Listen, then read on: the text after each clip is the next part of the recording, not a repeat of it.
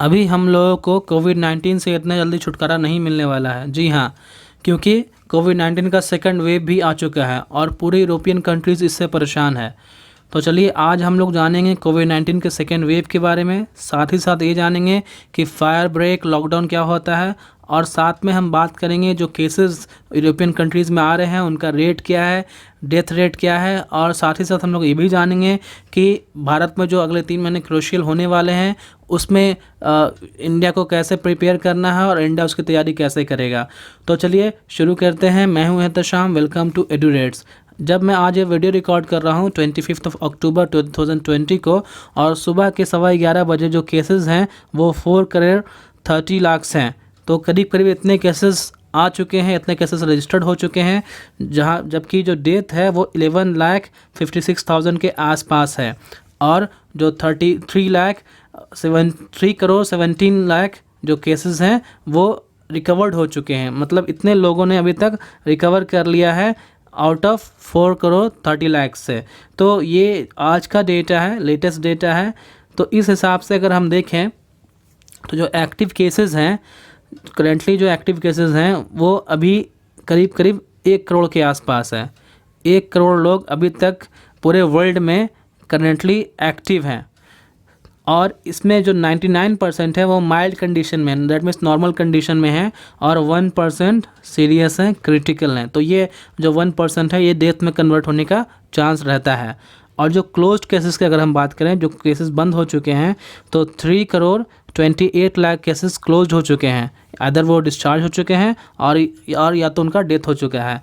तो इन closed cases में 96% लोग डिस्चार्ज हो चुके हैं, रिकवर्ड कर चुके हैं कोविड-19 से और 4% जो लोग हैं, करीब करीब 11,56,000 लोगों की डेथ हो चुकी है। इतने लोग मर चुके हैं। अगर हम डेली न्यू केसेस के ग्राफ को देखें तो आप यहाँ पर देख सकते हैं कि जो ग्राफ है वो कितनी तेज़ी से ऊपर गया है। और इसमें आप ये देखें जो पिछले कुछ दिनों का जो ग्राफ है, पिछले 1 सप्ताह का जो ग्राफ है वो सबसे हाईएस्ट है। दैट मीन्स जो कोविड-19 के केसेस हैं वो सबसे हाईएस्ट आए हैं पिछले कुछ सप्ताह में। तो इसलिए कह सकते हैं कि जो कोविड-19 का सेकेंड वेव है वो आ चुका है यूरोपियन कंट्रीज़ और नॉर्थ अमेरिका में भी, और साथ ही साथ इंडिया में भी अगले 3 महीने में इसका असर हम लोग को देखने को मिलेगा। और अगर हम बात करें कि जो यूरोप फेस कर रहा है सेकेंड वेव कोविड-19 का, इसमें एक्चुअली में हुआ क्या है कि जो पिछले साल में जितना केस आ रहा था उससे कहीं ज़्यादा अब केसेस आ रहे हैं। तो यूरोपियन कंट्रीज़ जैसे कि फ्रांस, स्पेन, इटली, यूके, इन सब में जो केसेस की संख्या बहुत ज़्यादा बढ़ गई है। तो कह सकते हैं कि बहुत सारे मेजॉरिटी ऑफ कंट्रीज़ जिसमें कि जो इस साल के शुरुआत पर जो केसेस आ रहे थे उन केस से ज़्यादा केस जो है वो रजिस्टर कर रहे हैं।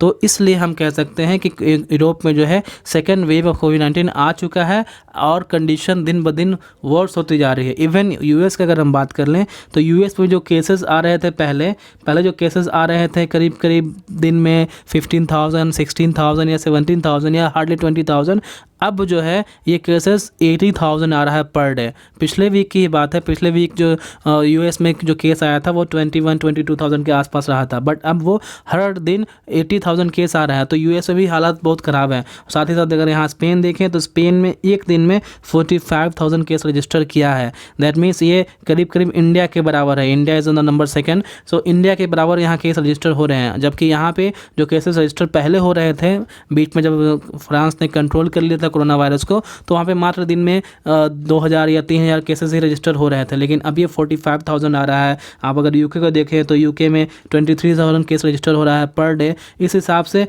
आप और भी यूरोपियन कंट्रीज़ को अगर देखें जैसे कि स्पेन या फिर जो है अगर आप देखें जो मिडिल ईस्ट की कंट्रीज़ है जैसे, या फिर आप इटली को देख लीजिए। देखिए इटली में भी 20,000 का केस डेली आ रहा है, जो कि बहुत ज़्यादा है पिछले कुछ दिनों से।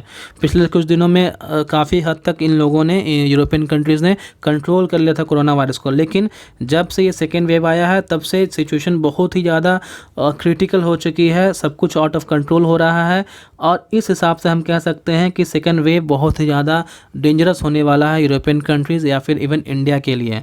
इवन इसको रोकने के लिए यूरोपियन कंट्रीज़ ने लॉकडाउन भी लगाना शुरू कर दिया है। तो जैसे कंट्री जैसे कि फ्रांस है, इटली है, स्पेन है, जर्मनी है, इन कंट्रीज़ में और भी दूसरे यूरोपियन कंट्रीज़ में इनके कुछ रीजन्स में इन्होंने लॉकडाउन लगा दिया है, कर्फ्यू लगा दिया है to contain the second wave of corona virus, ताकि कोरोना वायरस ना फैले। सेकेंड वेव जो कोरोना वायरस का है वो और ज़्यादा ना फैले। इवन आयरलैंड जो है, आयरलैंड पहली कंट्री बन गई जिसने 22 अक्टूबर को फिर से नेशनल लॉकडाउन री इम्पोज कर दिया है।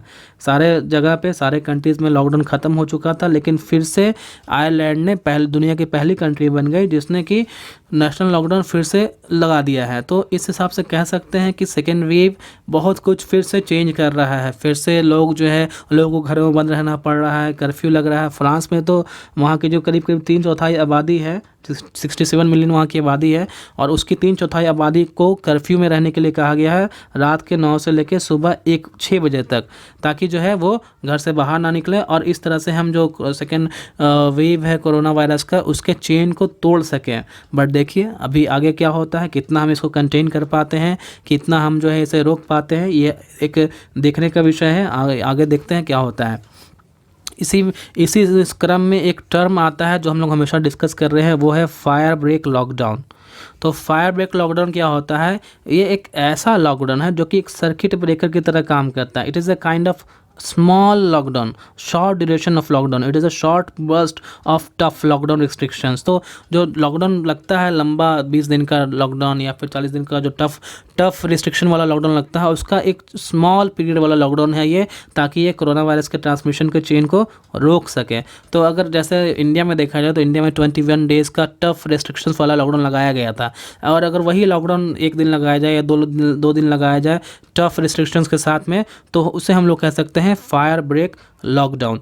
इसका आइडिया एक्चुअली में यही है कि कोविड-19 को हम रोक पाएँ, ताकि जो है सोशल कॉन्टेक्ट्स और सोशल मिक्सिंग ना हो, जिससे कि और ज़्यादा नुकसान ना हो इकोनॉमी को। इकोनॉमी चलती रहे, लेकिन हाँ सोशल कॉन्टेक्ट्स और सोशल मिक्सिंग भी ना हो। इस फायर ब्रेक लॉकडाउन का यही आइडिया है।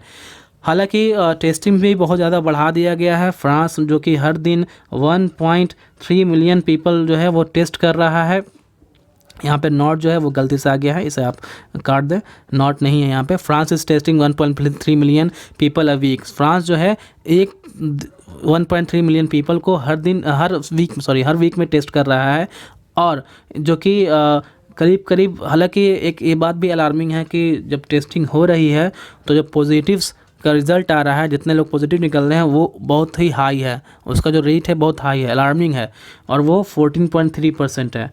फ्रांस में जो टेस्टिंग हो रही है उस टेस्टिंग में 14.3% लोग पॉजिटिव निकल रहे हैं। तो ये किसी कंट्री के लिए बहुत ही चिंता का विषय है। और इवन कुछ गलतियां भी हुई हैं यूरोपियन कंट्रीज़ से। इन लोगों ने, इन कंट्रीज़ ने जो समर में टेस्टिंग थी उन्होंने इंटेंसिव करी नहीं थी। समर में इंटेंसिव टेस्टिंग नहीं करा, रोबस्ट टेस्टिंग नहीं करा, जिसकी वजह से अब जो विंटर आ रहा है, विंटर में जो कि कहा जाता है विंटर में जो कोरोना वायरस है वो और ज़्यादा एक्सट्रीम हो जाता है। तो अब विंटर में इनके यहाँ केसेस बहुत ज़्यादा बढ़ रहे हैं। और इवन अब जो कंट्रीज़ हैं, कुछ कंट्रीज़ तो इतना तक कह रहे हैं कि we can not control, so we are doing what we are applying, we are imposing quarantine and curfew. वो लोग सिर्फ क्वारंटाइन एंड कर्फ्यू लगाकर कोरोना वायरस को कंट्रोल करना चाहते हैं।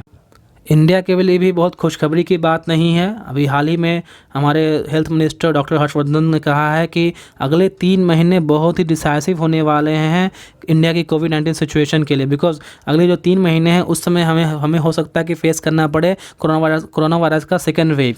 तो इस केस में हम ये समझ सकते हैं कि अगर अगले 3 महीना हमने कंट्रोल नहीं किया, अगर अगले 3 महीने हम लोगों ने सोशल डिस्टेंसिंग का फॉलो नहीं किया, सोशल फिजिकल डिस्टेंसिंग का पालन नहीं किया, तो हो सकता है कि हमें भी जो कोरोना वायरस का सेकेंड वेव है वो फेस करना पड़े। और यहाँ इंडिया में तो हालात और भी ख़राब है, बिकॉज़ यहाँ पे हेल्थ सिस्टम बहुत ही कोलैप्स हो चुकी है और फैसिलिटीज़ उतनी नहीं है, वेंटिलेटर्स नहीं है हमारे पास, पीपी किट्स कम है। तो इस केस में अगर हमारे पास जो सेकेंड वेव आता है कोविड-19 का, तो हो सकता है कि हम उतना सस्टेन नहीं कर पाए, हमारे यहाँ केसेस बहुत ज़्यादा बढ़ जाएंगे और हो सकता है कि इंडिया नंबर 1 पे आ जाए बिफोर यूएस। तो इस तरह से कह सकते हैं कि हमें इसके लिए तैयारी करनी होगी। We will have to follow the physical distancing, we will have to follow the social distance, and accordingly हम लोग को जो है सैनिटाइज़ करना होगा अपने हाथों को और मास्क का यूज़ करना होगा, ताकि कोरोना वायरस का सेकेंड वेव को हम लोग फेस कर सकें।